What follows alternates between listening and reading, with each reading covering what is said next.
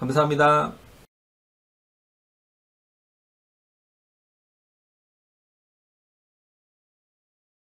이번 강의는 부적절한 자동화의 문제에 대한 강의입니다. 우리는 분명하게 방향을 가지고 기술을 진보시키고 있죠.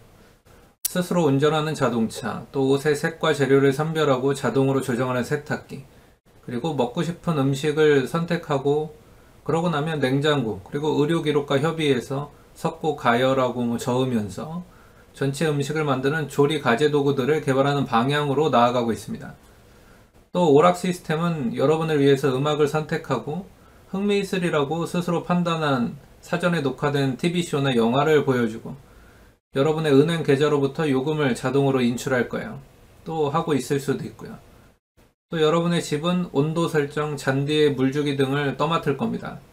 로봇 청소기와 잔디 깎기는 빨아들이고 빗질하고 먼지를 털고 또 당연히 잔디를 깎을 겁니다. 이런 많은 일들은 이미 벌어졌어요. 그리고 대부분은 또 곧 일어날 일이죠. 우리의 일상생활에 영향을 주는 자동화의 영역들 중에서 가장 첨단적인 것은 그리고 자동차죠. 자동차의 자동화입니다. 여기서 어떤 일이 벌어지고 있는지 잠깐 살펴볼까요? 물론 비록 가정용 자동차에, 즉 우리가 사적으로 사용하는 개인 승용차, 개인 자동차에 충분한 운전 역량을 주기 위해서 필요한 자동화의 수준, 자율주행차의 수준, 지적인 수준은 앞으로 갈 길이 좀 멀어요. 자동차의 지능화는 앞으로 더 갈 길이 멉니다. 어떤 사람은 20년에서 50년 정도 더 걸릴 거다 이렇게 추정하죠. 그리고 이런 예측은 여러분이 언제 이 강의를 듣더라도 정확할 가능성이 있어요. 이런 추정은 대부분 정확할 겁니다. 하지만 아무튼 이런 계획을 가지고 이런 것들이 추진되고 있는 건 사실이죠. 또 어떤 상황에서는 차가 스스로 운전할 수 있어요. 또 특정한 어떤 지역을 정해서 이런 자율주행차 또는 자율주행 버스가 운전을 이미 하고 있는 곳들은 있습니다. 그러니까 사실 이미 그래요. 근데 어떻게 우리는 운전 경험의 특정 부분을 통제하는 동시에 운전자가 계속 경계를 하고 사정을 잘 파악하게 하면서 현명하게 이런 자동화를 할 수 있을까요? 루프를 써서 인더 루프, 이거는 항공안전에서 자동화가 묘사되는 방식이죠. 차로를 바꾸려는 운전자에게 다른 차가 있다는 것이나 또는 아직 운전자에게는 보이지 않지만, 즉 사각지대에 있어서 다른 장애물 또는 옆 교차로에서 어떤 것이 접근하고 있다, 옆 교차로에서 접근하는 차가 있다는 것을 어떻게 경고할 수 있을까요? 두 차가 충돌 코스에 따라서 교차점에 도달할 때 최선의 방책으로 운전자가 브레이크 페달을 밟는 것을 결정함과 동시에 차는 위험지대를 지나서 가속하는 것을 결정해야 될 수도 있습니다. 그리고 이런 두 가지를 다 해야 한다면 어떻게 해야 할까요? 차는 브레이크 페달의 압력을 무시하고 계속 가속해야 할까요? 그 차는 다른 차가 다른 차로에 진입해 있을 때 운전자가 길을 바꾸지 못하게 해야 할까요? 차는 운전자가 제한 속도를 초과하는 것, 반면에 최저 속도보다는 더 천천히 가는 것, 혹은 앞차에 너무 가까이 다가가는 것, 이런 것들을 막아야 될까요? 오늘날 자동차 공학자와 디자이너들은 이런 모든 질문들과 그 이상의 문제들에 직면하고 있죠. 그리고 이와 같은 여러 상황에서 운전자에게 무엇을 할 것인지를 묻거나 혹은 운전자에게 관련된 정보를 주는 것은 거의 불가능합니다. 충분한 시간이 없기 때문이에요. 운전하면서 일어나는 일들은 다 순식간에 일어나는데 그만한 피드백을 주기에, 또 운전자가 인식하기에 그 피드백을 받아들일 수 있는 충분한 시간이 없어요. 오늘날의 자동차는 현재까지 기술로 거의 스스로 운전할 수 있죠. 또 적응형 순항 속도 조정 장치, 이런 크루즈 장치 같은 거, 이런 것들 한번 보세요. 이건 이제 전방에 있는 차와의 거리에 따라서 차의 속도를 조정하는 장치입니다. 여기에 차로 유지 제어, 그리고 자동 통행 요금 지불 시스템, 이런 것들을 더하면은 자동차는 도로를 따라가면서 운전자의 은행 계좌에서 인출하면서 스스로 운전할 수 있어요. 또 차로 유지, 물론 아직 완벽하게 신뢰할 만하지는 않지만은 차로 유지 이렇게 어느 정도 하면서 갈 수 있죠. 하지만 이런 시스템들의 신뢰성은 앞으로 이제 계속 향상돼 갈 겁니다. 그리고 아주 저렴한 가격으로 이런 기술을 구입할 수 있게 될 거예요. 결국 모든 차에 이런 시스템이 장착되게 될 겁니다. 그리고 자동차들끼리 의사소통하게 될 때 이런 운전에 대한 안전, 자율주행차의 안전은 한층 더 증가할 거예요. 그리고 여러 실험적인 모델들에서 이미 이런 일이 일어나고 있죠. 기술은 안정성을 높이기 위해서 완벽해질 필요는 없어요. 그리고 인간 운전자들도 결코 완벽하진 않습니다. 인간은 그들의 또 차는 운전자의 상호작용을 필요로 하지 않고도 그러니까 자율주행차 이런 시스템으로 가는 지능적인 차들은 운전자의 상호작용을 필요로 하지 않고도 아주 수시간 동안 고속도로를 달릴 수 있을 거예요. 운전자는 잠을 잘 수도 있습니다. 잠들 수도 있어요. 그리고 이런 일은 이미 비행기에서는 일어나고 있죠. 자동 조종사가 매우 유능하기 때문에 조종사는 정말로 잠을 자요. 해군 연구소의 한 물리학자는 이런 일화를 전하기도 합니다. 이 물리학자는 해군을 위한 비행기 실험을 하고 있었는데 어느 날은 실험에 참여한 비행기가 몇 시간 동안 바다 위를 날고 있었어요. 그리고 몇 시간 후에 이 물리학자는 조종사 교신을 위해서 조종사를 호출했습니다. 근데 조종사가 아무런 반응이 없는 거예요. 몇 분 후에 간신히 교신에 성공했는데 조종사가 이런 말을 했어요. 미안해요. 내가 잠자고 있었어요. 이렇게 조종사가 잠을 자고 있었는데도 비행기는 정상적으로 바다 위를 잘 날고 있었던 거죠. 잠자는 거. 이렇게 수면은 비행기 조종사에게 뭐 그렇게 추천되는 일은 아니지만 자동 비행 제어의 효능 때문에 보통은 이제 안전합니다. 특히 좋은 날씨에 혼잡하지 않은 상공을 많은 연료를 싣고, 즉 충분한 연료를 싣고 비행할 때는 더 그렇죠. 근데 현재 자동차 운전자에게는 이 기능이 적용되지 않아요. 또 적용되기가 좀 어렵습니다. 연구에 따르면 자동차 운전자의 눈이 2초 이상 전방을 잘 주시하지 않을 때, 즉 길에서 떨어져 있을 때 교통사고 확률은 심각하게 증가하거든요. 그리고 사고를 유발하는데 운전자가 꼭 잠들어 있을 필요도 없어요. 길 이외의 것을 보거나 라디오를 조작하는 데 드는 2초 정도만으로도 충분합니다. 이럴 때 자동차가 비행기처럼 자동화되어 있다면 또 어떨까요? 운전자가 전방을 주시하고 있지 않지만 자동차 스스로 전방 주시를 잘 하고 있다면 말이죠. 아마 이상적인 상황이라면은 지금보단 나을 거예요. 인간이 교통사고로 죽을 일이 상대적으로 적어지겠죠.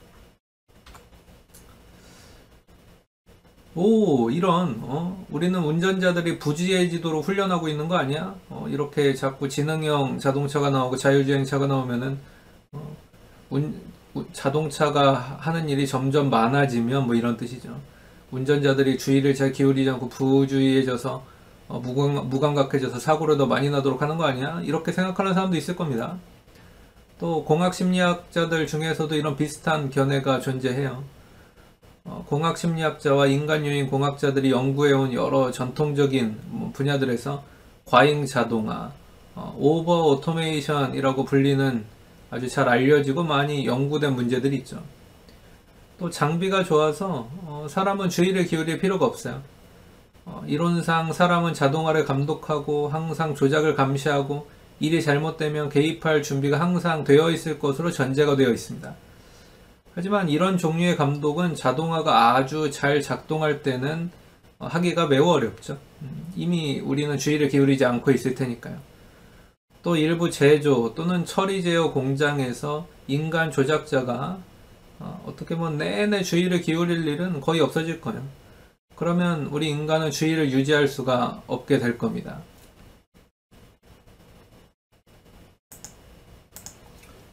새떼, 벌떼, 그리고 물고기 떼들을 구경하는 것은 되게 즐거운 일이죠. 정확한 대형으로 여기저기를 덮쳤다가 저기로 돌아가기도 하고 장애물을 피하기 위해서 갈라졌다가 반대편에서 부드럽게 다시 모이기도 합니다. 아주 정확한 행동이죠. 그리고 이 새들은 서로 바짝 붙어서 동시에 움직이고 모두 정확하고 즉각적이고 충돌하지 않으면서 우두머리를 따라요. 우두머리가 없다는 것을 제외하면은 이런 새떼, 물고기떼, 또 도망치는 가축무리에서 비슷하게 볼 수 있는 이런 무리짓는 행동은 각 동물이 놀라울 만큼 단순한 일련의 행동 규칙들을 따를 때 나타납니다. 개개 동물은 경로에 놓일 만한 다른 동물, 그리고 물체와의 충돌을 피하고 당연히 서로 닿지 않은 채로 다른 모든 동물들과 바짝 붙으려고 하고 그 옆 동물들과 같은 방향으로 움직이려고 하죠. 이런 때 무리 속에서의 의사소통은 보이는 것, 소리, 압력, 파장, 그러니까 물고기의 측선 탐지기 같은 거요. 또 냄새, 예를 들면 개미는 이런 냄새를 활용하죠. 이런 후각정보 같은 지각적인 정보로 국한돼요. 인공 시스템에서 우리는 더 정보적인 의사소통도 할 수가 있습니다. 고속도로를 이동하는 일군의 자동차가 있고 또 이들이 무선통신 네트워크로 연결되어 있다고 가정해보죠. 아하! 차들은 실제로 무리지어 이동할 수 있습니다. 아주 자연적이고 생물학적인 무리는 반응적이죠. 그리고 그 구성원들은 서로의 행동에 반응해요.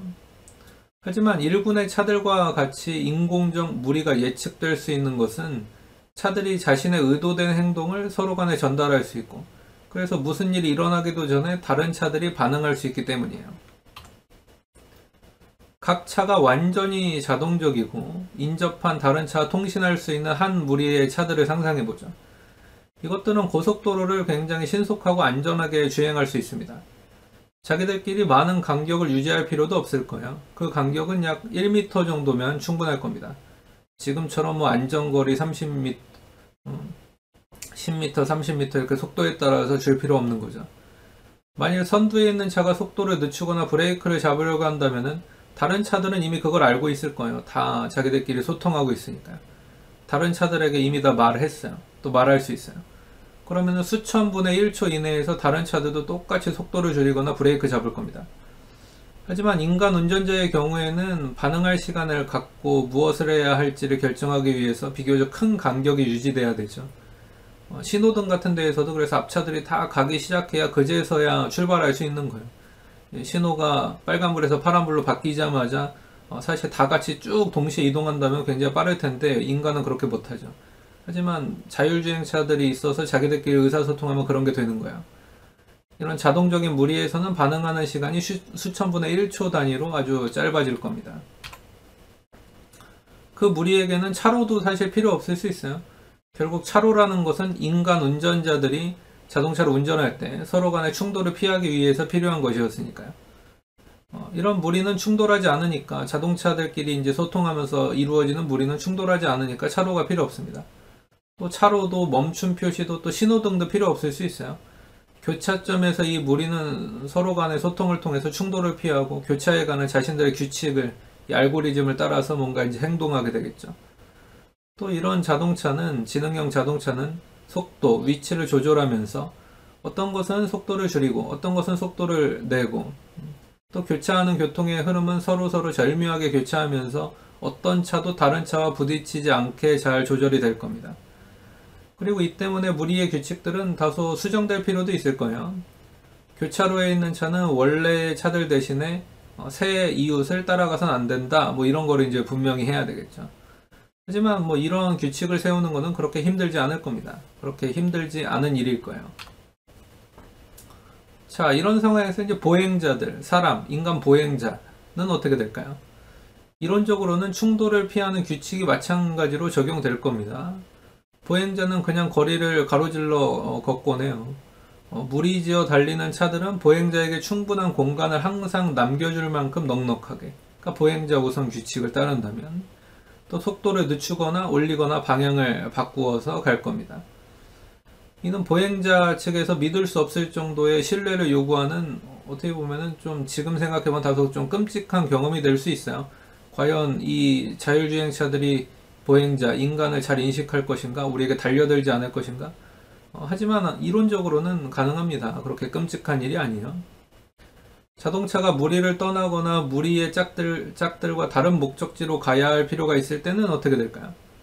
운전자는 이런 의도를 자기 차에게 말할 수 있을 겁니다. 지시하고 안내하고 말할 수 있을 거예요. 그리고 자동차는 다시 다른 차들에게 그걸 전달할 겁니다. 또 혹은 운전자는 방향 지시 등을 써서 차로를 바꾸고자 하는 바람을 차에게 알리고 또 차는 다른 이웃차들에게 알릴 수 있을 거예요. 그러니까 운전자는 사실 운전자가 아니라 승객의 입장이지만은 이런 표시를, 명령을 전달할 수 있는 수단은 가지고 있는 거죠. 오른쪽으로 차로를 옮기기 위해서 오른쪽 차로의 바로 앞에 있는 차는 약간 속도를 높일 것이고, 오른쪽 차로 바로 뒤에 있는 차는 약간 속도를 늦춰서 공간을 만들어 줄 겁니다. 브레이크 페달을 살짝 밟는 것은 속도를 늦추거나 멈추고자 하는 의도를 신호할 거예요. 또 이에 다른 차들은 길을 비켜갈 것입니다.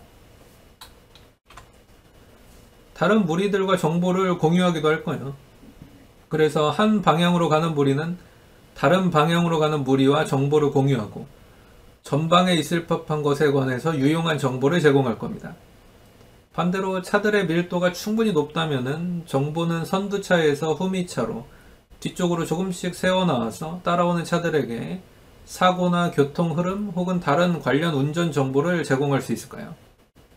이런 차의 무리들은 여전히 연구소의 연구 대상입니다. 또 실제로 차에 무리짓는 행동을 실행하게 하는 것은 도전할 만한 중요한 과제들을 낳고 있죠. 일단 하나는 모든 차들이 무리짓기에 필요한 무선 통신 장비를 갖추고 있지 않을 때는 어떻게 작동할 것인가, 이걸 이제 이해하는 문제예요.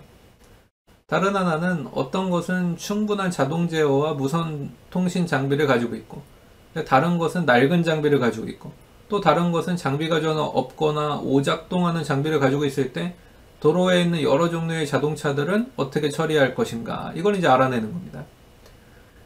또 어떤 차가 무리들 중에서 가장 능력이 떨어지는지를 차들이 알아내고 나서 모든 차들이 그 차의 행동에 어떻게 반응할 것인가, 어떤 기준에 맞춰서 해야 될 것인가.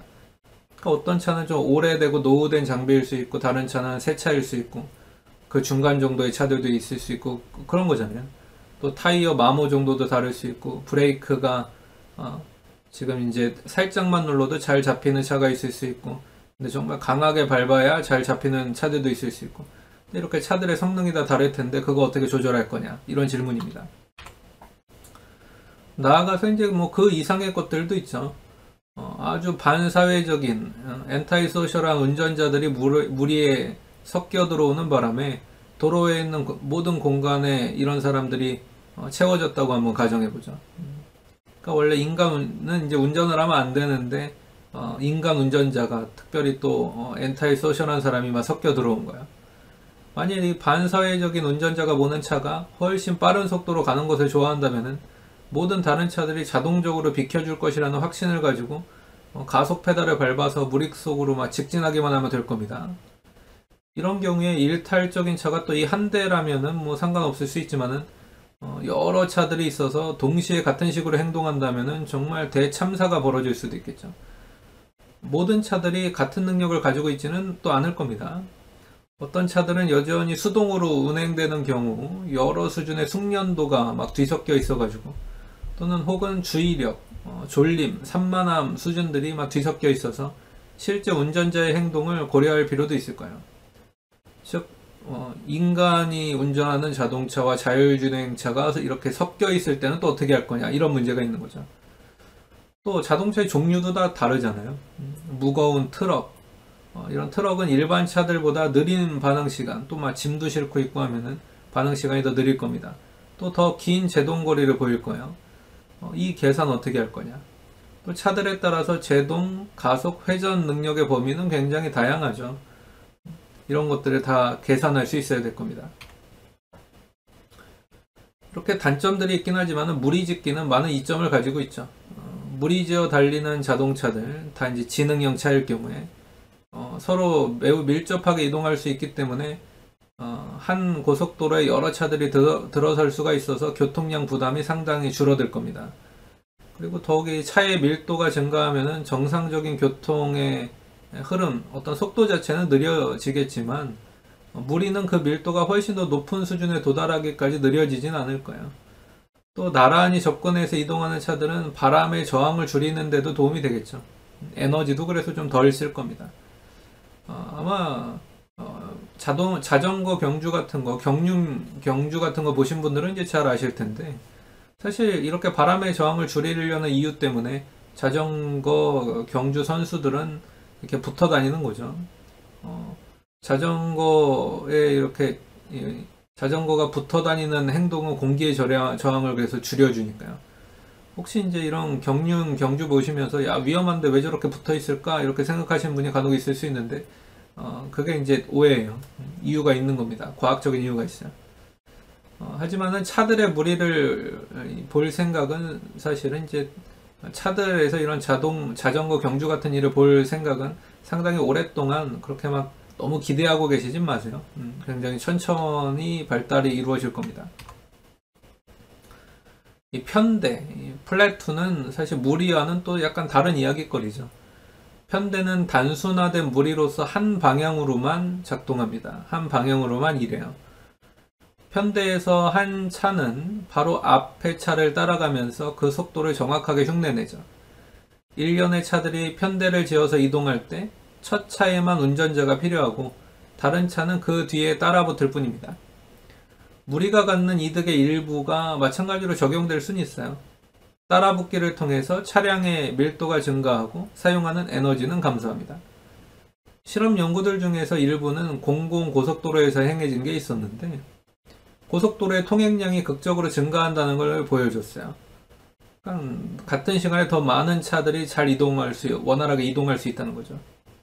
또 무리와 마찬가지로 편대가 가장 큰 어려움에 부딪히는 것은 운전자가 들어가고 나갈 때, 그러니까 사람 운전자가 껴있을 때, 인간 운전자가 껴있을 때, 또 혼합된 양식의 차들이 있을 때, 다 승용차가 아니라 트럭도 있고 버스도 있고, 트럭도 뭐 1톤, 5톤 다 이렇게 다 다를 때, 또 특수한 어떤 자동차들이 있고, 막 크레인, 뭐 포크레인 이런 것들이 껴있을 때, 그리고 어떤 것은 자동통신 능력이 있고 어떤 것은 없을 때, 뭐 이런 앞에서 제기한 문제들이 제기될 때요. 물론 이 시스템을 활용하고자 하거나 혹은 붕괴를 일으키고자 하는 운전자들은 편대에서건 무리에서건 그렇게 할 수 있어요. 이런 반사회적인 사람들이 또 그래서 껴있을 때 문제인 거죠. 편대와 무리는 현대의 자동차에 대해서 검토되는 여러 형태의 자동화들 중에서 아주 일부에 불과합니다. 사실 편대 만들기는 몇 가지 형태의 적응형 순항속도 조정장치에서 쉽게 가능해지죠. 어찌되었건 차가 앞에서 끼어 들어올 때 이 순항속도 조정장치는 속도를 늦출 것이고 그 차가 속도를 바꾸면 앞에 있는 차를 자동으로 따라갈 거니까요. 또 교통량이 많으면 그 차는 앞차를 꼭 붙어서 따라갈 것이고 속도가 높아지면 간격을 늘릴 겁니다. 완전 자동 시스템에서는 두 차 간격이 속도가 증가하는 만큼 거리를 늘릴 필요가 없을 정도로 짧을 수 있어요. 제어하는 사람이 없다면은 교통 흐름은 더 원활하고 효과적이 될 수 있습니다. 즉 오히려 자동적으로 운전하는 차들끼리 있으면 더 원활하다는 거죠. 사람이 끼어 있으면 오히려 이제 더 복잡해지고, 즉 모든 것이 완벽하게 작동하고 어떤 예기치 않은 사건도 발생하지 않는다면은 지능형 차들끼리 있는 게 좋습니다. 효과적인 편대 만들기는 완전히 자동적인 제동, 또 조향, 그리고 속도 제어 없이는 이루어질 수 없어요. 게다가 이것은 확실하게 보장된 높은 수준의 신뢰도를 필요로 합니다. 그러니까 그 안에 승객이 이걸 믿어야죠. 이런 능력, 기술의 힘을 믿어야 돼요. 누군가의 말처럼 신뢰도가 너무 높아서 아무런 의심도 하지 않을 그런 완벽한 신뢰가 필요합니다. 하지만은 무리짓기와 관련해서 보면 또 이미 편대짓기를 할 수 없는 막대한 수의 차들이 있는 상황에서 이런 편대짓기가 현존하는 고속도로 시스템에 어떻게 도입될 수 있을지는 아직까지는 명확하지 않아요. 어떻게 자동화된 차들을 자동화되지 또 않은 차들과 분리시킬 것인가? 도로를 따로 쓰게 해야 되나? 그러면 또 뭔가 건설해야 되는 건가? 또 온 세상을 또 다 공사장으로 만들어야 되는 건가? 이런 문제들도 있죠. 또 운전자가 편대에서 어떻게 돌아가고 어떻게 또 나올 것인가? 인간 운전자가 이렇게 섞여 있다면요. 또 일이 잘못돼서 뭔가 사고라도 나면 어떻게 할 것인가? 자율주행차가 사고를 내게 되면은 그거는 또 누구 잘못인가요? 자동차 잘못입니까? 제조회사 잘못입니까? 그 개발자의 잘못입니까? 아니면은 사고를 당한 어떻게 보면 피해 운전자의 잘못입니까? 이런 복잡한 문제들, 또 법적인 문제들도 생기겠죠. 이런 무리짓기는 실험실에서는 물론 아주 잘 작동하지만은 실제 고속도로에서는 그래서 아직 상상하기가 어려워요.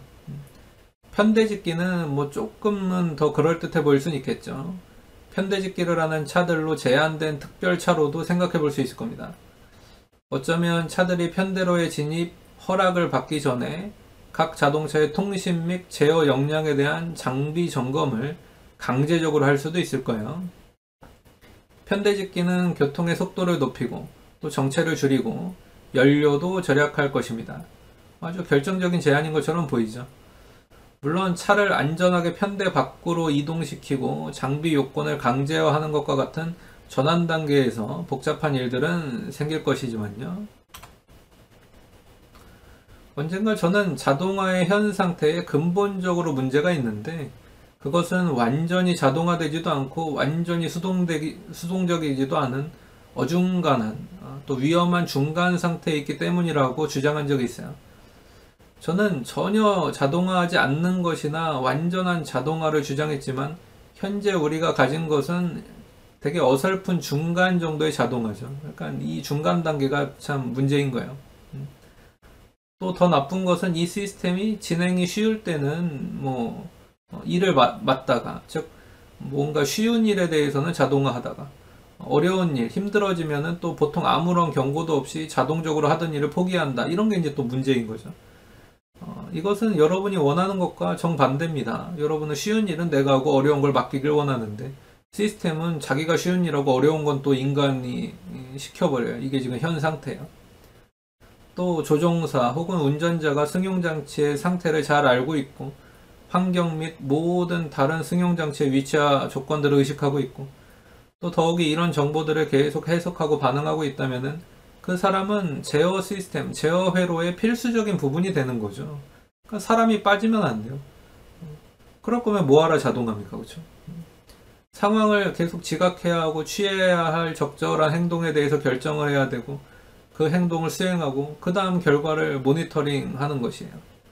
여러분은 주변에서 벌어지는 모든 것에 충분한 주의를 주면서 조심스럽게 차를 운전할 때 언제나 그러니까 시스템의 한 부분인 겁니다. 시스템 안에 있어야 되는 거예요. 그러니까 다시 말하자면 이럴 거면 뭐하러 자동합니까? 그렇죠? 그냥 사람이 다 하고 말지.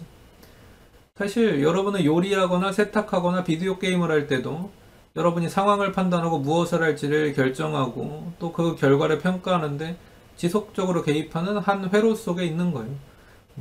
근데 물론 뭐 비디오 게임 같은 거야 내가 통제하면서 원래 재미를 느끼는 이런 오락물이니까 뭐 그럴 수 있어요. 근데 자동차, 자율주행 자동차라고 만들어 놓고 결국에는 내가 계속 신경 쓰고 있어야 된다? 조금 이상하잖아요. 그렇죠? 이와 밀접하게 관련된 개념이 바로 이제 그래서 상황 지각입니다. Situation Awareness. 또 다른 말로 번역하면 상황 인식이라고 볼 수 있는데 이는 맥락, 현재 상태, 그리고 다음에 일어날 법한 일에 대한 사람의 지식을 가르치죠. 이론적으로 보면 한 사람은 완전히 자동화된 장비를 가지고도 승용장치의 행동을 지속적으로 감시하고 상황을 평가하고 필요하면 개입할 태세가 되어 있으면서 그 상황을 충분히 의식한 상태에 있을 수 있어요. 근데 사실 저는 이제 이런 이론도 좀 잘못됐다고 봅니다. 자동화 되면은 인간은 오히려 다른 생산적인 일을 좀 하고 어떻게 보면 좀 여가 시간이 좀 늘어나고 어떻게 보면 여기에는 이제 주의를 기울이지 않게 돼야 진짜 자동화죠. 하지만 이런 수동적인 관찰은 그래서 뭐 별로 크게 보상을 주지 않아요. 계속 모니터링하고 하고 있어야 된다. 또 이런 거 인간이 잘 원래 못하는 일입니다. 특히 비행기 조종사와 자동차 운전자는 장거리 여행에서 수시간 동안 이런 상태를 유지해야 된다. 이게 어떻게 보면 이론이고 전제인데 이게 어려운 거죠. 실험 심리학에서 이런 상황은 종종 이제 경계, 비질리언스라고 부릅니다. 그리고 이 경계에 대한 실험적인 또 이론적인 연구들은 시간이 지남에 따라서 이런 경계 수행이 되게 저하된다는 걸 보여줘요. 인간은 어떤 부분의 경계심을 계속 가지고 모니터링하는 거 되게 힘들어합니다. 잘 못하는 일이에요. 그리고 인간은 매우 오랫동안 신경 쓰지 않던 과제로 갑자기 주의를 이동하거나 또 신경 쓰지 않던 일에 갑자기 온 신경을 집중할 수가 없어요. 인간은 회로 밖에 이렇게 있게 되면 더 이상 또 정보를 받지 못합니다. 뭔가 잘못되고 있고 즉각적인 반응이 필요할 때 인간은 그것을 효과적으로 할 수 없는 거죠. 대신에 상당한 시간과 노력이 회로 속으로 또 돌아가는데 요구될 것이고, 또 그때는 이미 사고가 이미 난 이유일 겁니다. 늦을 거예요. 이렇게 또 자동화된 장비의 두 번째 문제는 자동화에 문제들이 있을 때도 자동화에 계속 의존하는 경향성이죠. 영국의 심리학자인 브레넬 대학교의 네빌 스탠턴과 마크 영은 자동차 시뮬레이터에서 적응형 순항 속도 조종 장치를 사용해서 운전자들을 연구한 적이 있어요. 이 연구자들은 자동화가 작동할 때는 별 탈이 없었지만 적응형 순항 속도 조종 장치가 고장나니까 운전자들이 그런 멋진 장비가 없는 운전자보다 오히려 더 많은 사고를 낸다는 걸 발견했어요. 그러니까 이런 지능화된 기계가 있는 자동차가 오히려 그냥 사람이 수동으로 하는 자동차보다 더 위험했다는 얘기죠. 더 사고가 많이 나요. 사실 이런 일들은 흔히 발견되는 일입니다. 안전 장비는 정말로 안전을 높이지 않고 마침내 실패하고 만 거죠. 인간이 자동화에 의존하는 것을 배울 때 사람들은 회로 밖에 있을 뿐 아니라 종종 자동화를 너무 믿게 됩니다. 자동화가 실패할 때, 그래서 인간은 자동화된 장비를 전혀 가지고 있지 않을 때보다 문제들을 덜 포착하는 경향이 있어요. 문제를 잘 포착해야 되는데 오히려 포착을 못한다는 뜻이죠. 그리고 이런 현상은 비행기 조종사, 또 기관차 조작자, 기관사죠. 자동차 운전자 등 연구된 모든 영역에서 발견되어 왔습니다. 자동화된 장비가 제공하는 지시를 따르려는 경향, 이 또한 굉장히 기묘한 측면을 가지고 있어요. 영국 월트셔의 거주자들은 아주 수지맞는 사업을 발견한 적이 있는데요. 이것은 A번강 밖으로 차를 끌어올리는 이런 사업이에요. 그렇게 차가 강에 빠지는 것은 자신이 강으로 돌진할 지경인데도 운전자들이 내비게이션 시스템의 지시를 따라간 결과입니다. 그러니까 이렇게 내비게이션만 따라가다가 강에 빠지는 차들이 그렇게 많은 거예요. 그러니까 그거 이렇게 견인에 올라서 막 보상금 받고 돈 받고 수고료 받고 이게 아주 수지 맞는 장사인 거죠. 근데 이런 게 수지 맞는 장사라는 것 자체가 뭔가 문제가 있다는 얘기잖아요. 또 마찬가지로 숙련된 조종사들은 가끔 필요 이상으로 장비를 신뢰합니다. 유람선 로열 머제스티의 승무원들은 아주 지능적인 내비게이션 시스템을 너무 믿었기 때문에 좌초된 적이 있어요. 그리고 모든 자동차 제조회사들은 이런 문제들을 걱정하고 있죠. 이 문제를 인식하고는 있습니다. 또 현대 소송이 잦은 사회에서 법적 문제들이 많이 제기되는 이런 사회에서 실제 안전 문제를 제기하는 것 외에도 이들은 아주 미약한 문제조차 자신들에 대한 대규모 법률 소송을 유발할 수 있다는 것을 걱정합니다. 그래서 이 자동차 제조회사들은 어떻게 반응할까요? 아주 조심스럽게, 매우 조심스럽게, 아주 정말 돌다리도 두들겨 보고 건너듯이 살얼음판을 건너듯이 아주 조심스럽게 반응을 하죠. 혼잡한 고속도로에서 고속으로 차를 운전하는 것은 위험합니다. 전 세계에서 매년 120만 명 이상의 사망자와 5천만 명 이상의 부상자가 발생하고 있어요. 이는 정말로 기계, 자동차에 대한 신뢰가 우리 모두를 불필요한 위험에 노출시키는 상황입니다. 이것은 세상에 유용하고 귀중한 것이면서도 되게 치명적인 것이죠. 우리는 운전자를 더 잘 훈련시킬 수 있어요. 하지만 문제의 한 부분은 운전하는 것이 본래 위험하다는 것입니다. 특히 고속으로 운전하는 건 더 그렇죠.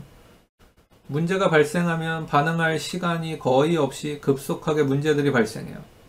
모든 운전자는 주의 수준이 흔들리는 것을 경험하는데 이건 아주 자연스러운 인간의 조건입니다. 인간 요인이에요. 휴먼 팩터예요. 가장 좋은 상황에서도 운전은 사실 그 자체로 위험한 거죠.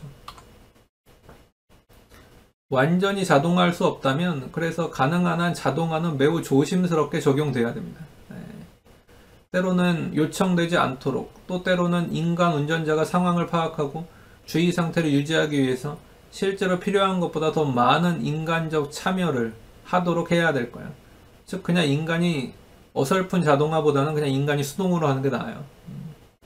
물론 자동차의 완전한 수동 제어는 위험합니다. 완전한 자동 제어가 나중에는 더 안전해질 거예요.